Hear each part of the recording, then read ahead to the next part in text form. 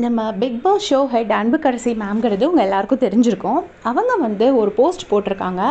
டே 34 துஷார் அப்படிங்கிற மாதிரி போட்டிருக்காங்க. ஸோ டே 34ங்கிறது இன்றைக்கா நாளைக்கான்னு உங்கள் யாருக்காவது தெரிஞ்சால் எனக்கு கமெண்ட்ஸில் சொல்லுங்கள். ஸோ டே 34 துஷார்னு போடுறது வந்து மேபி துஷார் திருப்பி வராரா, அவரை சீக்ரெட் ரூமில் வச்சு கூட்டிகிட்டு வராங்களா என்ன அப்படிங்கிறது தெரியல.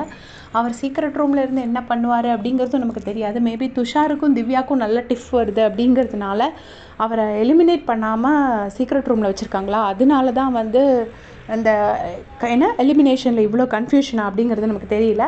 அதோட அர்த்தம் என்னங்கிறதும் எனக்கு புரியலை. எனக்கு தெரிஞ்ச வரைக்கும் சீக்ரெட் ரூமாக இருக்கிறதுக்கு சான்சஸ் இருக்குது. உங்களுக்கு யாருக்காவது தெரிஞ்சதுன்னா அது எனக்கு ஷேர் பண்ணுங்கள்.